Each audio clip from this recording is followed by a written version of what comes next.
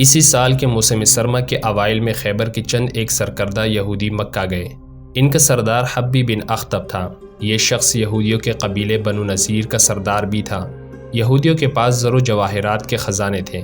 وہ چند ایک یہودی ابو سفیان اور قریش کے دیگر سرداروں کے لیے بیش قیمت تحفے لے کر گئے۔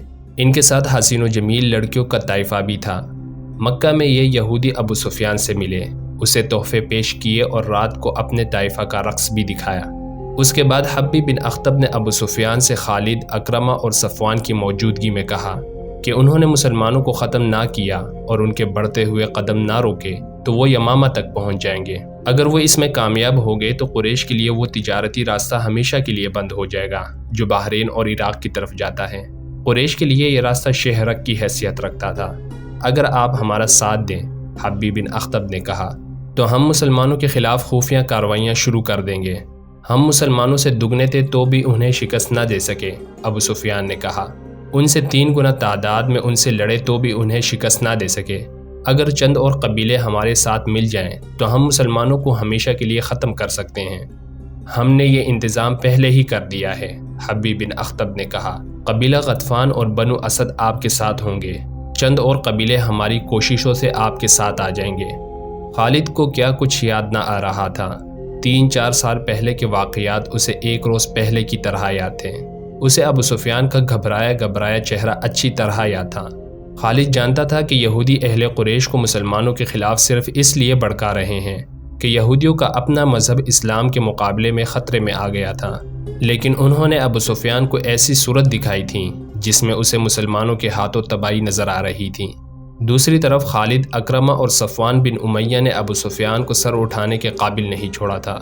ہم آپ کو اپنا سردار تسلیم کرتے ہیں، لیکن آپ یہ تسلیم کریں کہ آپ بزدل ہیں۔ اگر مسلمان موسم کی خرابی اور قحط میں لڑنے کے لیے آ گئے تھے تو ہم بھی لڑ سکتے تھے۔ آپ نے جھوٹ بول کر ہمیں دھوکہ دیا ہے۔ ابو سفیان بزدل ہے۔ ابو سفیان نے پورے قبیلے کو بزدل بنا دیا ہے۔ اب محمد صلی اللہ علیہ وسلم کے چیلے ہمارے سر پر کودیں گے۔ اور ایسی بہت سی طنز اور غصے میں بھری ہوئی آوازیں مکہ کے گلی کوچوں میں گشت کرتی رہتی تھیں۔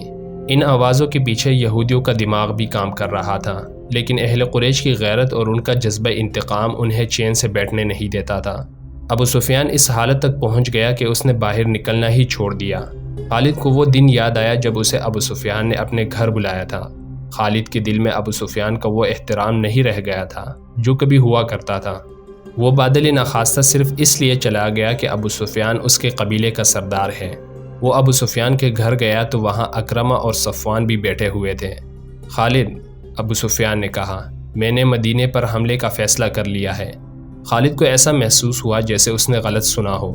اس نے اکرمہ اور صفوان کی طرف دیکھا۔ ان دونوں کے ہونٹوں پہ مسکراہٹ آ گئی۔ ہاں خالد، ابو سفیان نے کہا، جس قدر جلدی ہو سکے لوگوں کو مدینے پر حملے کے لیے تیار کر لو۔ یہودیوں نے جن قبائل کو قریش کا ساتھ دینے کے لیے تیار کیا تھا ان سب کی طرف پیغام بھیج دیے گئے۔ یہ فروری 627 عیسوی کے آغاز کے دن تھے۔ مختلف قبائل کے لڑاکا دستے مکہ میں جمع ہونے لگے۔ ان قبائل میں سب سے زیادہ فوج غطفان کی تھی۔ اس کی تعداد 3000 تھی۔ 700 آدمی بنو سلیم نے بھیجے۔ بنو اسد نے بھی خاصی فوج بھیجی جس کا سالار طلیحہ بن خویلد تھا۔ اس کی تعداد تاریخ میں نہیں ملتی۔ قریش کے اپنے فوج کی تعداد 4000 پیادہ اور 300 گھوڑ سوار اور 1500 شتر سوار تھے۔ اس پورے لشکر کی تعداد جو مدینہ پر فوج کشی کے لیے جا رہی تھی کل 10,000 تھی۔ اس کی کمان ابو سفیان کے ہاتھ میں تھی۔ ابو سفیان نے اس متحدہ فوج کو جمیعۃ القبائل کہا تھا۔ ان میں سے کچھ قبائل مکہ نہیں آئے تھے۔ انہوں نے اطلاع دی تھی کہ جب لشکر مکہ سے روانہ ہوگا تو وہ اپنی اپنی بستی سے کوچ کر جائیں گے اور راستے میں لشکر سے مل جائیں گے۔ خالد کو آج وہ وقت یاد آ رہا تھا جب اس نے مکہ سے کوچ کیا تھا۔ لشکر کا تیسرا حصہ اس کی کمان میں تھا۔ اس نے ایک ٹیکری پر گھوڑا چڑھا کر وہاں سے اس تمام لشکر کو دیکھا تھا۔ اسے لشکر کے دونوں سرے نظر نہیں آ رہے تھے۔ دف اور نفریاں اور شہنائیاں اور لشکر کی مترنم آواز جو ایک ہی آواز لگتی تھی خالد کے خون کو گرما رہی تھی۔ اس نے گردن تان کر اپنے آپ سے کہا تھا کہ مسلمان پس کر رہ جائیں گے، اسلام کے ذرے عرب کی ریت میں مل کر ہمیشہ کے لیے فنا ہو جائیں گے۔ یہ اس کا عزم تھا۔ یہ لشکر 24 فروری 627 عیسوی بامطابق 1 شوال مدینہ کے قریب پہنچ گیا۔ قریش نے اپنا پڑاؤ اس جگہ ڈالا جہاں احد کی لڑائی کے لیے خیمہ زن ہوئے تھے۔ وہاں 2 ندیاں آ کر ملتی تھیں۔ دوسرے تمام قبائل احد کی پہاڑی کے مشرق کی طرف خیمہزن ہوئے۔ قریش نے یہ معلوم کرنے کے لیے کہ مدینہ کے لوگوں کو قریش کے لشکر کی آمد کی اطلاع ملی ہے یا نہیں، 2 جاسوس تاجروں کے بیس میں مدینہ بھیجے۔ ابو سفیان اور اس کے تمام نائب سالاروں کی خواہش اور کوشش یہ تھی کہ مدینہ والوں پر بے خبری میں حملہ کیا جائے، لیکن دوسرے ہی دن قریش کا ایک جاسوس جو یہودی تھا مدینہ سے آیا۔ اس نے ابو سفیان کو بتایا کہ مسلمانوں کو حملہ آور لشکر کی آمد کی اطلاع مل چکی ہے۔ مسلمانوں میں خوف و ہراس پھیل گیا تھا۔ اس یہودی جاسوس نے بتایا سارے شہر پر خوف طاری ہو گیا تھا، لیکن محمد صلی اللہ علیہ وسلم اور اس کے قریبی حلقے کے آدمیوں کی للکار پر مسلمانوں کے دل مضبوط ہو گئے۔ گلی کوچوں میں ایسے اعلان ہونے لگے جن سے تمام شہر کا جذبہ اور حوصلہ اونت کر آیا اور مسلمان لڑائی کے لیے ایک جگہ اکٹھے ہونے لگے۔ میرے خیال میں ان کی تعداد 3000 سے زیادہ نہیں ہوگی۔ مورخ لکھتے ہیں کہ مسلمانوں کی تعداد 3000 سے زیادہ نہ تھی۔ انہیں اطلاع مل چکی تھی کہ مدینہ پر حملے کے لیے جو لشکر آیا ہے اس کی تعداد 10,000 ہے، جس میں سینکڑوں گھوڑ سوار اور شتر سوار بھی ہیں۔ اس وقت تک عرب کی سرزمین میں کسی لڑائی میں اتنا بڑا لشکر نہیں دیکھا تھا۔ تعداد کو دیکھا جاتا اور فن حرب و ضرب کے پیمانے سے دونوں اطراف کو ناپا تولا جاتا تو مسلمانوں کو لڑے بغیر ہتھیار ڈال دینے چاہیے تھے، یا وہ رات کی تاریکی میں مدینہ سے نکل جاتے اور کسی اور بستی میں اپنا ٹھکانہ بناتے۔ کوئی سوچ بھی نہیں سکتا تھا کہ 3000 مسلمان 10,000 کے لشکر کا مقابلہ ذرا سی دیر کے لیے بھی کر سکیں گے۔ 10,000 لشکر نہایت آسانی سے مدینہ کی اینٹ سے اینٹ بچا سکتا تھا، لیکن یہ حق اور باطل کی ٹکر تھی۔ یہ اللہ کے آگے سجدے کرنے والوں اور بت پرستوں کا تصادم تھا۔ خدا کو حق کا ساتھ دینا تھا۔ خدا کو اپنے اس عظیم پیغام کی لاج رکھنی تھی جو اس کے ذات باری تعالیٰ نے غار حرا میں عرب کے سپوت کو دیا تھا اور اسے رسالت عطا کی تھی۔ خدا ان کا ساتھ دیتا ہے جن کے دلوں میں حق اور صدق ہوتا ہے۔ یہ نبی کریم صلی اللہ علیہ وسلم کی للکار تھی جو مدینہ کی گلی کوچوں میں سنائی دے رہی تھی۔ لیکن اے اللہ کے عبادت کرنے والوں، خدا تمہارا ساتھ اسی صورت میں دے گا جب تم دلوں سے خوف و ہراس نکال کر ایک دوسرے کا ساتھ دو گے اور اپنی جانیں اللہ کی راہ میں قربان کرنے کا عزم کرو گے۔ جو ہمارے اللہ کو نہیں مانتا اور ہمارے دین کو نہیں مانتا وہ ہمارا دشمن ہے اور اس کا قتل ہم پر فرض ہے۔ یاد رکھو قتل کرنے کے لیے قتل ہونا بھی پڑتا ہے۔ ایمان سے بڑھ کر اور کوئی طاقت نہیں جو تمہیں دشمن سے بچا سکے گی۔ تمہیں دفاع مدینہ کا نہیں اپنے عقیدے کا کرنا ہے۔ اگر اس عزم سے آگے بڑھو گے تو 10,000 پر غالب آ جاؤ گے۔ خدا سوئے ہوئے یا خوف زدہ انسان کو معجزے نہیں دکھایا کرتا۔ اپنے عقیدے اور اپنے بستی کے دفاع کا معجزہ تمہیں خود دکھانا ہے۔ نبی کریم صلی اللہ علیہ وسلم نے مدینہ والوں کا حوصلہ اس قدر مضبوط کر دیا تھا کہ وہ اس سے بڑے لشکر کے مقابلے کے لیے بھی تیار ہو گئے، لیکن رسول خدا صلی اللہ علیہ وسلم اس سوچ میں ڈوب گئے تھے کہ اتنے بڑے لشکر سے مدینہ کو بچانا کس طرح ممکن ہو سکتا ہے۔ آپ صلی اللہ علیہ وسلم کو یہ تو پورا یقین تھا کہ خدا حق پرستوں کے ساتھ ہے، لیکن حق پرستوں کو خود بھی کچھ کر کے دکھانا تھا۔ بچاؤ کی کوئی صورت نظر نہیں آ رہی تھی۔ خدا نے اپنے نام لیواؤں کی مدد کا انتظام کر رکھا تھا۔ وہ ایک انسان تھا جس نے عمر کے آخری حصے میں اسلام قبول کیا تھا۔ اس انسان کا نام سلمان فارسی رضی اللہ عنہ تھا۔ سلمان فارسی رضی اللہ عنہ آتش پرستوں کی مذہبی پیشوا تھے، لیکن وہ شب و روز حق کی تلاش میں سرکردہ رہتے تھے۔ وہ آگ کو پوجتے تو تھے، لیکن آگ کی تپش اور چمک میں انہیں وہ راز نظر نہیں آتا تھا جسے وہ پانے کے لیے بیتاب رہتے تھے۔ عقل و دانش میں ان کی ٹکر کا کوئی نہیں تھا۔ آتش پرست انہیں بھی اس طرح پوچھتے تھے جس طرح آگ کو۔ جب سلمان فارسی رضی اللہ عنہ کی عمر بڑھاپے کی دہلیز پھلانگ کر خاصی آگے نکل گئی تو ان کے کانوں میں عرب کی سرزمین کی ایک انوکھی آواز پڑی، خدا ایک ہے، محمد صلی اللہ علیہ وسلم اس کا رسول ہے۔ یہ آواز سلمان فارسی رضی اللہ عنہ کی کان میں گھر بیٹھے نہیں پڑی تھی۔ ان کی عمر علم کی تلاش میں سفر کرتے گزر رہی تھی۔ وہ تاجروں کے قافلے کے ساتھ شام میں آئے تھے، جہاں قریش کے تاجروں کے قافلے اور کچھ مسلمان تاجر بھی جایا کرتے تھے۔ قریش کے تاجروں نے سلمان فارسی رضی اللہ عنہ کو طنزیہ اور مزاحیہ انداز میں بتایا کہ ان کے قبیلے کے ایک آدمی کا دماغ چل گیا ہے اور اس نے نبوت کا دعویٰ کیا ہے۔ ایک دو مسلمانوں نے عقیدت مندی سے سلمان فارسی رضی اللہ عنہ کو نبی کریم صلی اللہ علیہ وسلم کا عقیدہ اور آپ صلی اللہ علیہ وسلم کی تعلیمات سنائیں۔ سلمان فارسی رضی اللہ عنہ یہ سب سن کر چونک پڑے۔ انہوں نے ان مسلمانوں سے کچھ اور باتیں پوچھیں۔ انہیں جو معلوم تھا وہ انہوں نے بتایا، لیکن سلمان فارسی رضی اللہ عنہ تشنگی محسوس کر رہے تھے۔ وہ اتنا متاثر ضرور ہو گئے تھے کہ انہوں نے نبی کریم صلی اللہ علیہ وسلم تک پہنچنے کا فیصلہ کر لیا۔ کچھ عرصہ بعد سلمان فارسی رضی اللہ عنہ رسول خدا صلی اللہ علیہ وسلم کے مقدس سائے میں جا بیٹھے۔ انہیں وہ راز مل گیا جس کی تلاش میں وہ مارے مارے عمر گزار رہے تھے۔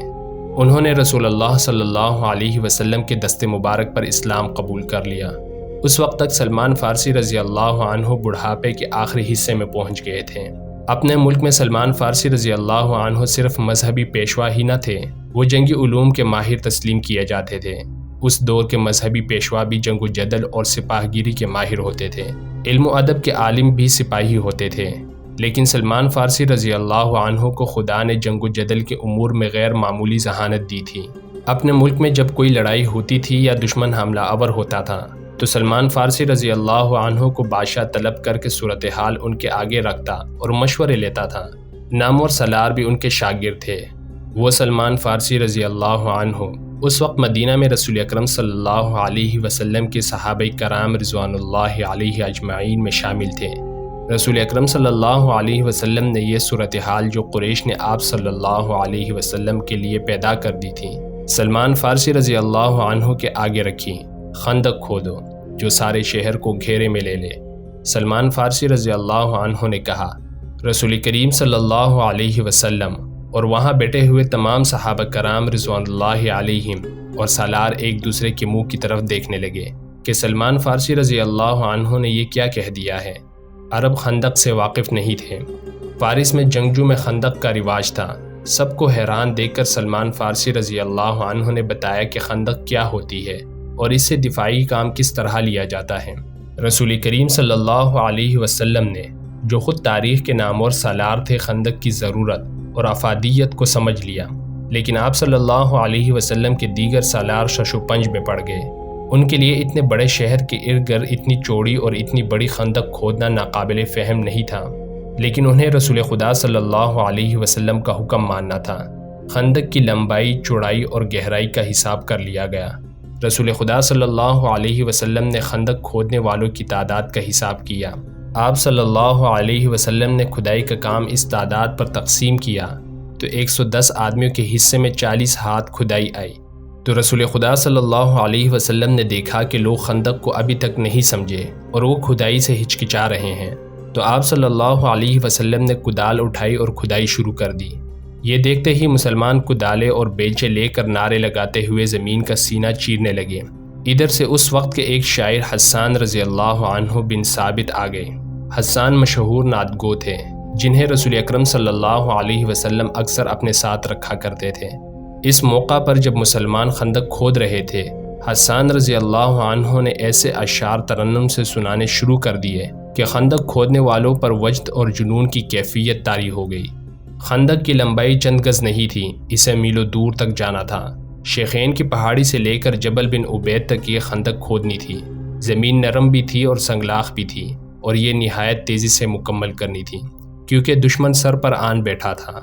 قریش کا لشکر اس عجیب و غریب طریقہ دفاع سے بے خبر احد کی پہاڑی کے دوسری طرف خیمہ زن تھا۔ اس کے پیچھے یہودیوں کا ہاتھ تھا۔ چلتے چلتے خالد کو اپنی آواز سنائی دینے لگی۔ اہل قریش تو ٹھنڈے پڑ گئے تھے، ان پر مسلمانوں کی دھاک بیٹھ گئی تھی۔ گھوڑا اپنی مرضی کی چال چلا جا رہا تھا۔ مدینہ ابھی دور تھا۔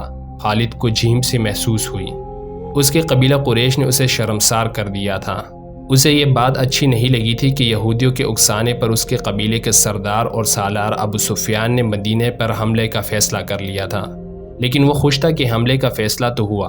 اتنا بڑا لشکر جو سرزمین عرب نے پہلی بار دیکھا تھا، یہودیوں نے ہی جمع کیا تھا، لیکن خالد اس پر بھی مطمئن تھا کہ کسی نے بھی یہ کام کیا ہو۔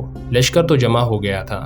وہ اس روز بہت خوش تھا کہ اتنے بڑے لشکر کو دیکھ کر ہی مسلمان مدینہ سے بھاگ جائیں گے۔ اگر مقابلے پر جم بھی گئے تو گھڑی دو گھڑی میں ان کا صفایا ہو جائے گا۔ وہ اس وقت تو بہت ہی خوش تھا جب احد کی پہاڑی کی دوسری طرف یہ سارا لشکر خیمہ زن تھا۔ جس صبح حملہ کرنا تھا اس رات اس پر ایسی ہیجانی کیفیت طاری تھی کہ وہ اچھی طرح سو بھی نہ سکا۔ اسے ہر طرف مسلمانوں کی لاشیں بکھری ہوئی نظر آ رہی تھیں۔ دوسرے صبح جب قریش اور دوسرے اتحادی قبائل کا لشکر جس کی تعداد 10,000 تھی، خیمہ گاہ سے نکل کر مدینے پر حملے کے لیے شہر کے قریب پہنچا تو اچانک رک گیا۔ شہر کے سامنے ایک بڑی گہری خندق کھدی ہوئی تھی۔